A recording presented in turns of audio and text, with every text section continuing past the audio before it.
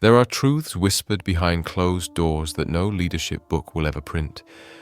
Not because they're untrue, but because they're too effective to be spoken aloud. They live in the space between appearances and outcomes, between image and intent. Power, real power, doesn't scream. It doesn't strut or demand applause. It waits. It watches. It controls the temperature of the room without ever adjusting its voice. Those who rise to dominance understand something that escapes the masses. Your silence in public is often more potent than your declarations. It's not about what you show. It's about what you allow others to assume. Most people think strength is visible. They believe if they speak confidently, walk tall, or talk about their plans, they'll be seen as powerful. But those who operate in the shadows of influence know better. It's not what you display that matters, it's what you strategically keep hidden. Because when you're being watched not just by people, but by perception itself, every move becomes either a weapon or a wound. You don't rise by shouting louder. You rise by becoming a presence they can't quite explain but can never dismiss. And it begins with subtraction. You learn what not to do. Start here. Never grumble in public, not even a little. Most believe that venting earns sympathy, that it humanizes them, makes them relatable. But to those who carry weight, it signals something fatal. Complaints are admissions of helplessness. They tell the world you're under pressure and looking for someone else to ease it. That need seeps into the air around you, and without realizing it, you've stepped down from authority and into dependency. Once you reveal your frustration openly, you become a character defined by need. Not mystery, not control, just someone the world learns to ignore or rescue. If something hurts, you bear it in silence, not out of pride, but out of discipline. Let your discomfort become a private war, one no one ever sees. While others flinch, let your exterior remain composed. The less you react, the more they wonder. How deep is your resolve, if not even this shakes you? That question, left unanswered, builds your image brick by brick. And it's the absence of complaint that begins to define you. Don't ever confess your insecurities aloud, even in a joking tone, even to seem humble, because the second those words leave your mouth, they plant themselves in the minds of everyone listening. Say you're uncertain enough times, and they'll take that as truth. Say you're struggling with belief in yourself, and watch how their expectations quietly sink. Perception forms quicker than facts. Say less, say nothing.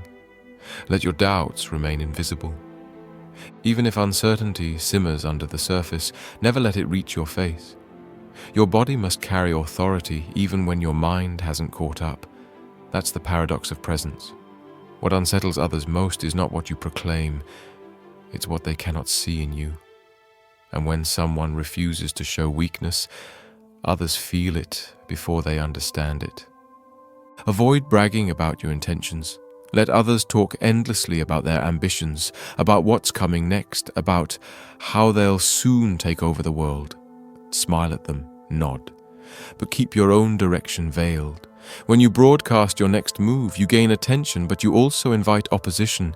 Enemies now have a blueprint. Skeptics find reasons to doubt. Supporters grow passive. Why help someone already so confident? Stay silent.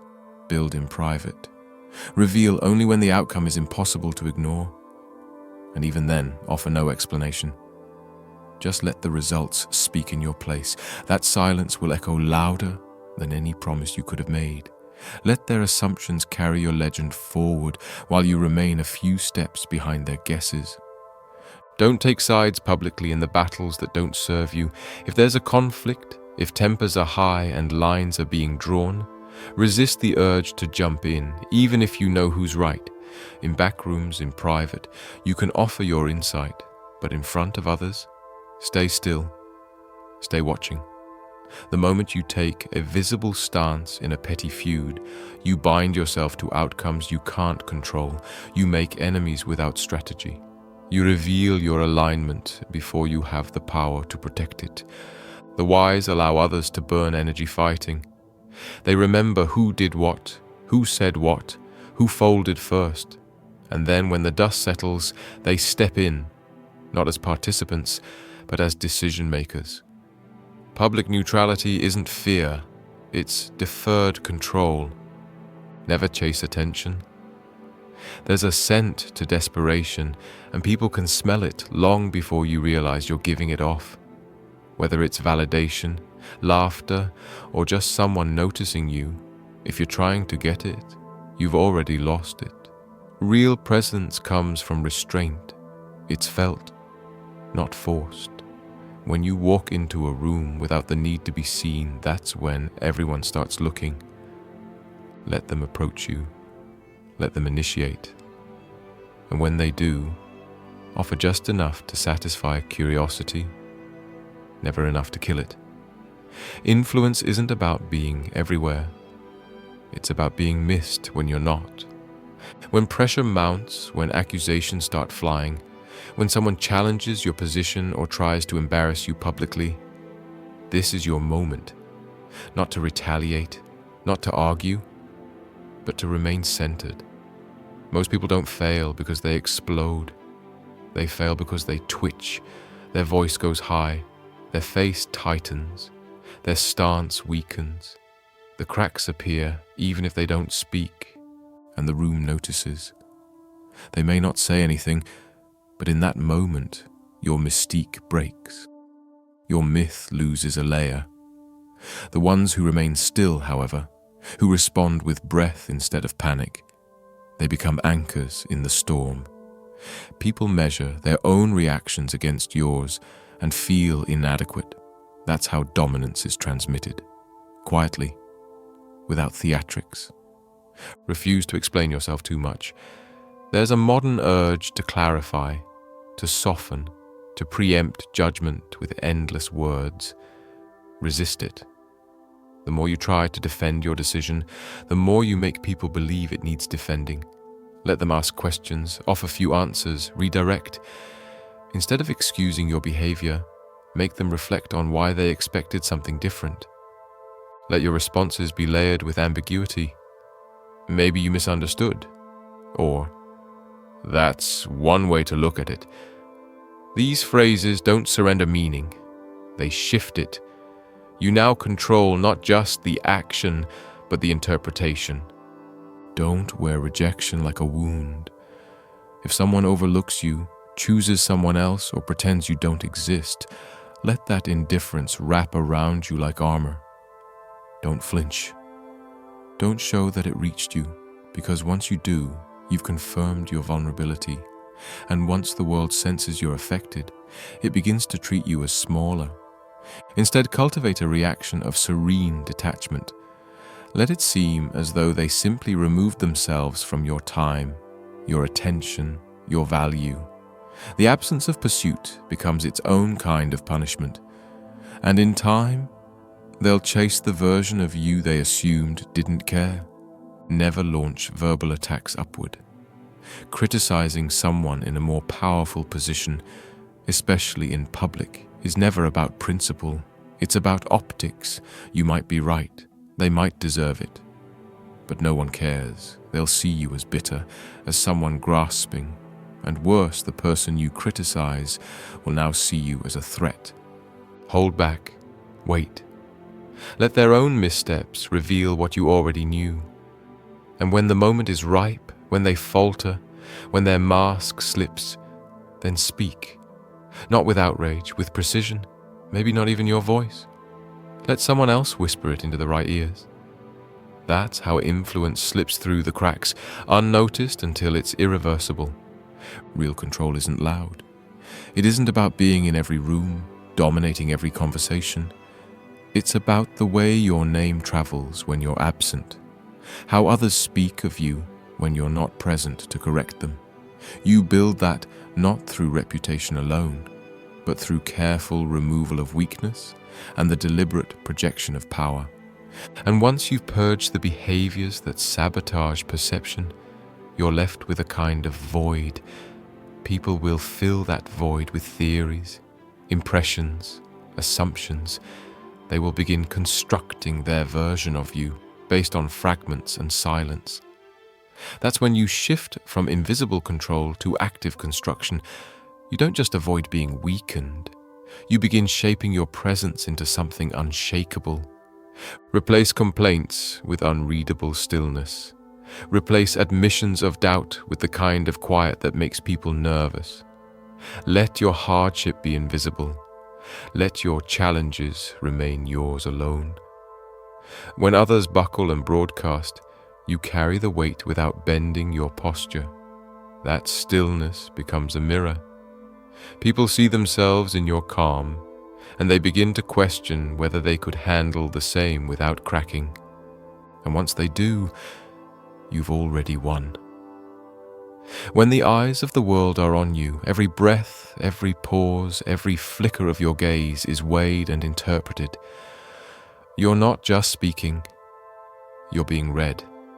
And in this arena, ambiguity is the king's robe, where the insecure blurt out explanations, trying to tidy up every misunderstanding. The truly strategic remain undefined, not because they don't know the answer, but because letting others wonder is more valuable than making them certain. Control begins when you stop explaining. It deepens when you start planting confusion deliberately. Not chaos, not disorder, but a curated vagueness that forces others to interpret, to assign meaning, to speculate. While they're trying to figure you out, you're already 3 moves ahead, watching them wear themselves down on the puzzle you designed. Speak as if your words are pieces, not solutions. Say things like, "I've got something in motion," and offer no timeline, no plan, just the tone of someone already committed to a private outcome. That uncertainty keeps others from moving against you. No one wants to strike first against someone they don't understand. And ambiguity, when cultivated skillfully, becomes a shield sharper than truth. The art of indirect communication is this. People rarely believe what you tell them, but they will believe what they convince themselves of. So speak less, suggest more, imply, deflect. Ask questions instead of answering them. When someone demands clarity, give them silence that echoes back their own doubts. The less you confirm, the more they fill in the blanks, and usually in ways that favor your power. Boasting is the armor of the unproven. Those who've achieved true strength rarely speak of it. Instead, they embody it. Their presence announces victories without requiring applause. They don't declare success. They let the consequences of their silence carry weight, a full calendar, a brief nod from someone with influence, the fact that you're difficult to access. These are the quiet fireworks of authority. You don't need to shout about your trajectory. Just let people notice that your time is accounted for, that you're no longer available to the same people in the same way. That subtle distance creates questions. Those questions turn into stories, and before long your reputation is built not by declarations but by controlled omission. Your silence becomes a narrative. You didn't tell anyone you were building something, they just started to sense it. That's power. Not in the telling, but in the restraint. Public loyalty is often currency for approval, not true conviction. The powerful don't signal their allegiance with noise. They show it through quiet positioning. If you support someone, you don't need to broadcast it. You offer a glance, a nod in private, a gesture that escapes attention but binds trust. Because once the crowd sees your loyalties, they can manipulate them. But when no one knows where you stand, no one can use it against you. Support in silence is stronger than public defense. When you align with someone behind the scenes, it becomes real. When you do it for show, it becomes theater. And theater, as every strategist knows, rarely survives the chaos of reality. If someone you believe in is under attack, let others speak first. If you choose to act, do so with surgical calm. Defend not the person's emotions, but their outcomes. Remind people not of feelings, but of facts. And always do it sparingly, because when you speak too often, your words lose value. But when your voice only enters the room at pivotal moments, people wait for it. That's what gives it weight. Control your availability like you'd control currency. The more available you are, the less value you hold. The most magnetic people in any gathering are the ones who appear less often, who linger at the edge rather than the center. Attention flows toward the unfamiliar, and in a crowd full of noise, stillness is magnetic. Arrive later than expected. Leave before your energy is drained. Speak only when the moment is thirsty for your voice. Laugh only when silence begs for rhythm. These subtle acts create contrast, and contrast is the foundation of presence. Where others seek attention by reaching, you pull it by standing back. You don't need to dominate a room. You need to warp its gravity just enough that people glance in your direction and wonder why they feel slightly off balance. That mystery becomes your presence, not just because you're different, but because you're deliberate. In conflict, most people react. They defend, they counter, they try to regain footing quickly before the silence condemns them. But the ones who understand control know that silence itself is a weapon. They train themselves not to react. They let the moment swell, unbroken by apology or justification. When accused or mocked, when someone challenges your stance, don't jump to explain. Instead, pause, tilt your head slightly, maintain eye contact, or look past them entirely.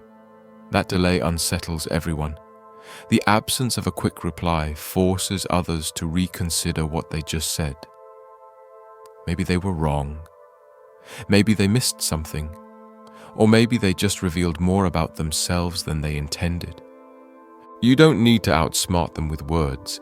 Let their imagination do the heavy lifting, because once they start doubting their own delivery, they start shrinking, and the person who shrinks first loses frame. Never try to match someone's panic with equal intensity. When someone is raising their voice, flailing for dominance, getting emotional, stay anchored, tilt back, lower your voice, make your body language quieter. That stillness doesn't make you smaller. It makes the other person seem out of control. The room will sense the contrast, and once again, they'll align themselves with the one who doesn't need noise to lead. Instead of trying to crush an opponent with logic, unbalance them with tempo. Take longer to respond. Interrupt their rhythm with non-reactions. Don't match their emotion. Let them burn themselves out, trying to provoke a reaction that never arrives. When they finally stop, and that silence fills the space, you say one sentence, measured, minimal, irreversible, not a mic drop, a surgical strike, and then step back again, leaving the room buzzing not from what you said, but from the fact that you said so little and still shattered the dynamic. Public myth is constructed not from facts, but from carefully planted impressions. You become more powerful when people aren't entirely sure who you are or what you want. That uncertainty grows when your presence defies easy definition. Be polite but unreadable. Show warmth and then vanish. Speak with clarity in one moment and withdraw the next. The unpredictability forces others to pay closer attention. They can't map you. And in that lack of clarity, they become obsessed. You're no longer just a person. They begin to speak of you like a phenomenon. He's hard to read. She has something going on. I'm sure of it. I can't tell if he's watching or just waiting. These phrases are symptoms of perception being distorted on purpose, and distortion, when orchestrated correctly, becomes legend. You don't build legend through repetition. You build it through exit.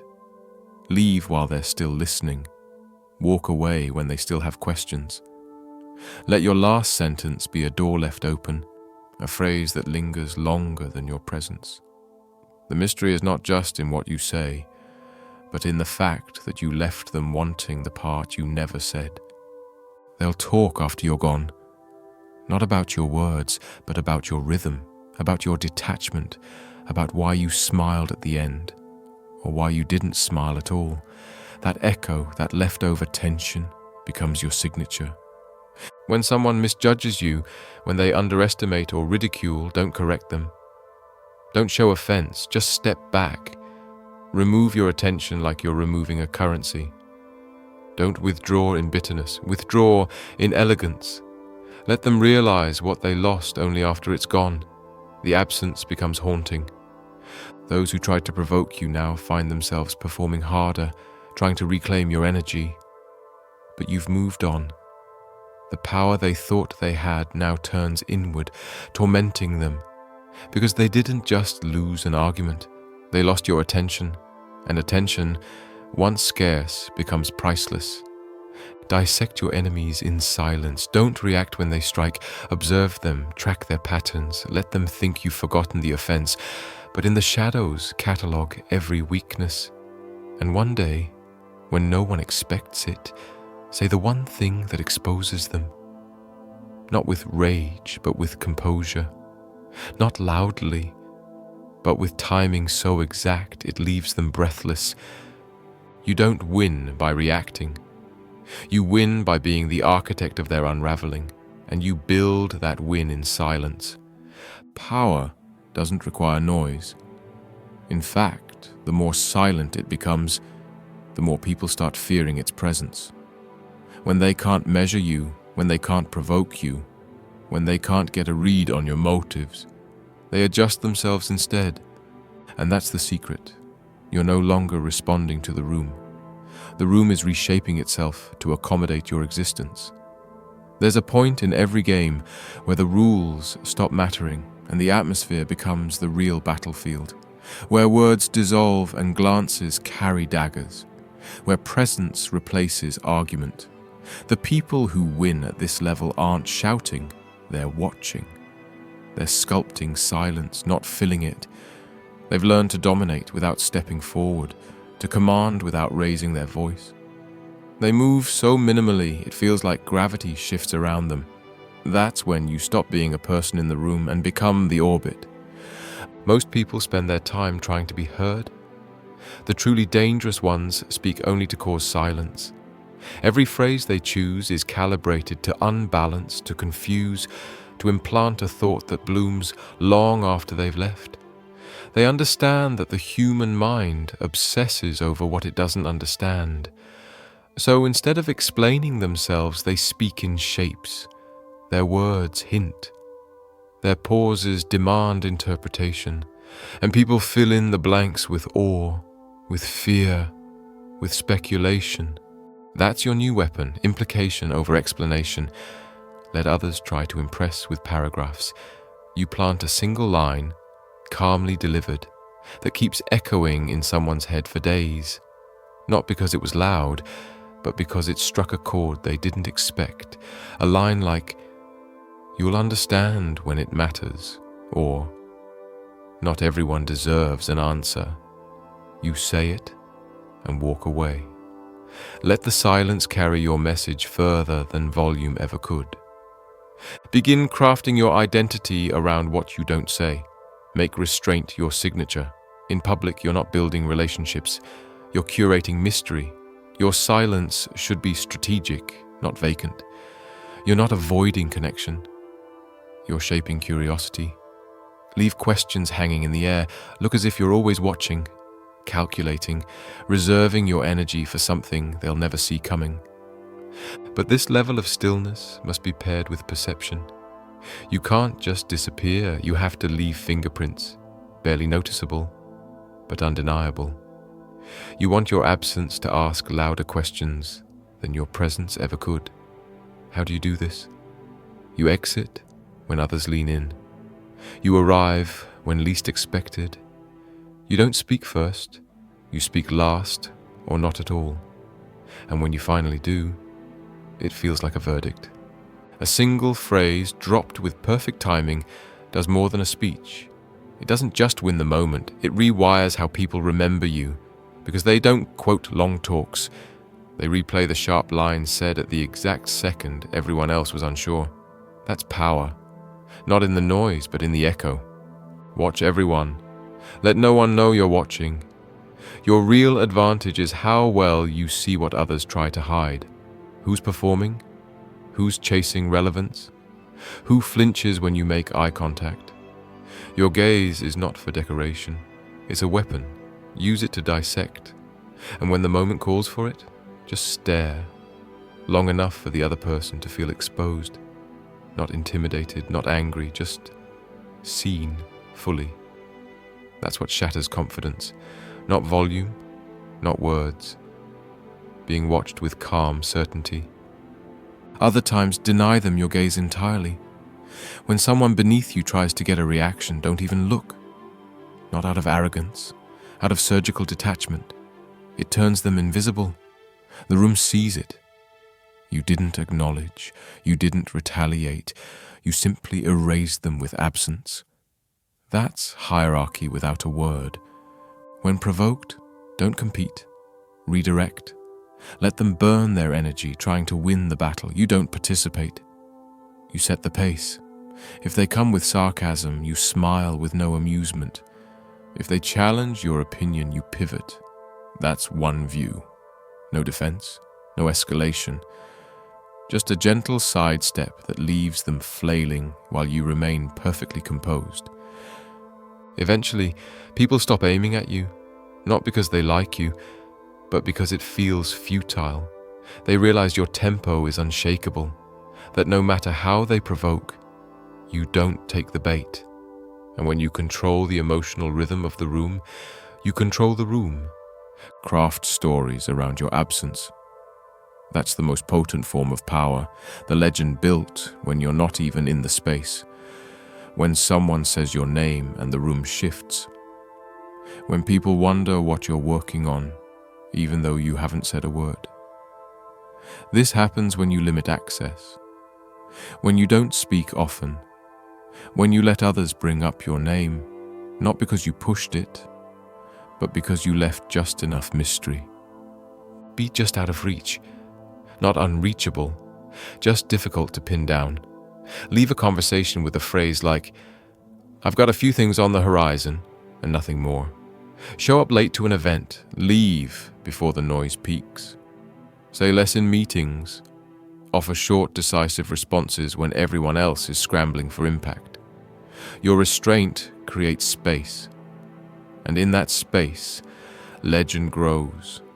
Let others defend you.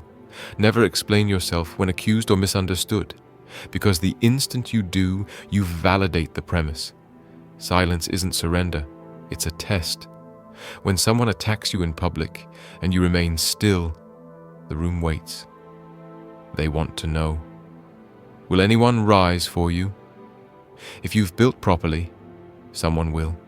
A subtle correction, a sharp deflection, a shift in tone that protects your image without your involvement.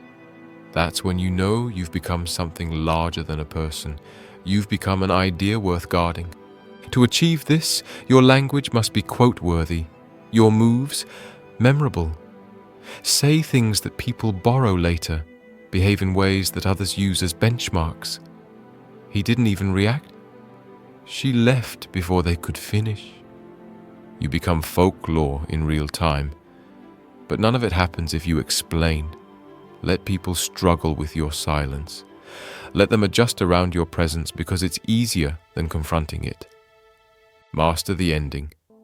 Every encounter has a final beat and most waste it. They linger too long. They fade out instead of exiting sharp. Machiavellian mastery demands you leave when they still want more. Say, "We'll continue this later," even if you don't plan to. Smile and say, "You'll see," even if you don't explain. The key is to walk away while you still own the energy in the room. Never let them dismiss you. Always disappear with gravity still attached to your absence. And then, when they talk about you, They don't recall your words. They remember your timing.